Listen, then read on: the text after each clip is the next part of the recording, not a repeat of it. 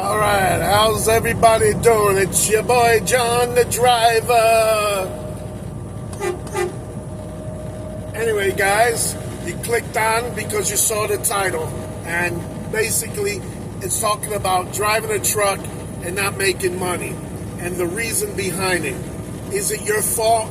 Is it your company's fault? Is it your DM? You know, the list goes on and on. Is it your girlfriend? Is it your wife? You're taking too much time off. You're too much on the phone. Here we go. Let's break it down. And this is in not any particular order, but this is some of the reasons why your check does not reflect what make you happy or help you make a living. And it's a shame because if you're an over-the-road truck driver, or even if you're a local truck driver, the amount of time you put out here on the road driving, it should compensate you to have a good lifestyle and maybe achieve things that you want. You want to own a house, you want to buy a nice car, you know, maybe you want to move or start a business. All that is achievable with discipline, the right work ethic, okay? Because you got to put in the days to be driving to make the money. Anyway, here's one of the reasons is you're not on the road in the truck driving enough. You're taking too much time off. You know, let's say it's 4th of July barbecue. Oh, I need to be home. It's Labor Day. I need to be home. It's Veterans Day. I need to be home. I can't do all this. It's somebody's cousin's birthday.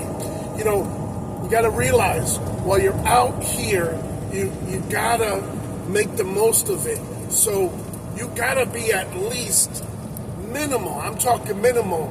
3 weeks out. So you need to be in this truck driving or your truck driving at least 21 to 25 days out of the month. There's 30 days, which leaves you about 6-7 days off. And for me, that's too much. Because right now I'm working on almost broke 5 months straight being on the road. So I try to stay refreshed. I take a little downtime, but I'm selective. Okay, I'll take my downtime whenever I got to do a 34. If there's any extended, delays at a shipper receiver, if I'm early, I'll go ahead and try to deliver early so I'm empty.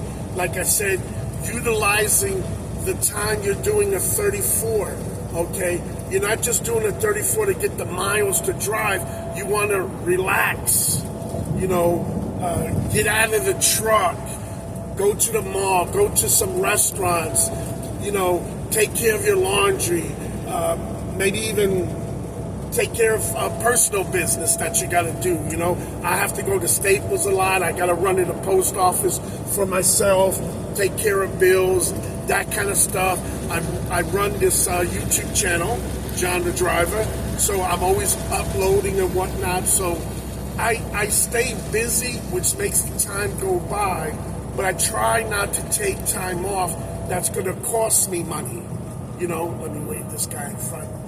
So you got to be very selective, proactive, and you got to keep the wheels turning on the truck because we get paid by the mileage most part or a percentage of the load. So if you're not in this driver's seat or the seat of your truck and driving, you're cheating yourself.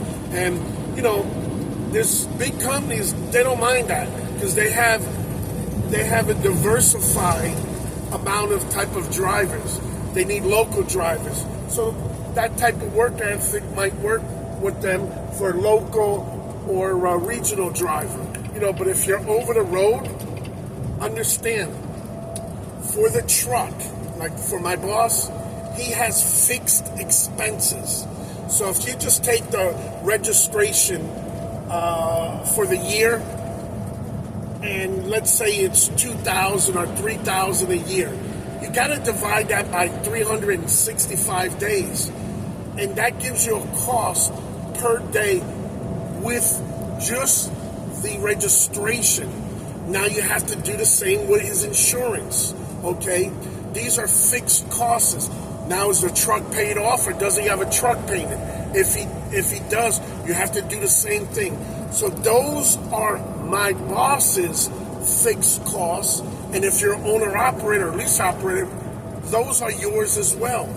Plus the whatever, if the stickers, road tax, permits, that kind of stuff. It's fixed. Now, if you're owner operator stuff, you have to add your cell phone, an average of your food, and get it all tallied up, divided by 365 days. Whether you're working or not, you'll know, hey, I gotta make this amount of money just to break even. And nobody, absolutely nobody, if your boss is out here to break even, or the company you work for, you're with the wrong company. So if they're okay with you sitting multiple days and stuff, and you want to run and they can't get your load, whatever it is, or you're sitting at say one of those meat processing plants like Tyson for chicken and beef, because it's a slaughterhouse. So they need your empty trailer first, cleaned and dropped off ahead of time. So you're going to average about a day and a half under. And that's time you don't get back. So if you're doing a lot of meat loads, you're losing a day and a half. Now, that's the time when you do a 34-hour restart. This way you get hours, make it worth your while. Anyway, you gotta make as much money, days working out of the month as possible. So for me, it's not an issue because I'm out here, like I said, 5 months straight. So my boss, his jaw drops because he sees the commitment on my part to keep the truck rolling. Now, I operate as safe as I can. When there's times you need to get stuff fixed on a truck, you need to get them fixed on a truck. That's what it's for. That's part of his maintenance fund.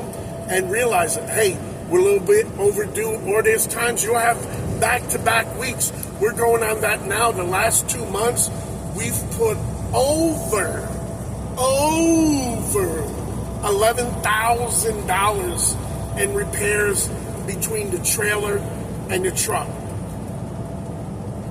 Right around half and half. 5,000-6,000 went into the truck, and 6,000 went into the trailer. Okay, so those are bad months. Now imagine you're putting that kind of money in the truck and trailer, and then you don't want to work? What are we doing? No, don't work like that. You can't control the amount of money that needs to go in the truck, but you can control how quickly you make some of that money back. Okay? Hang on.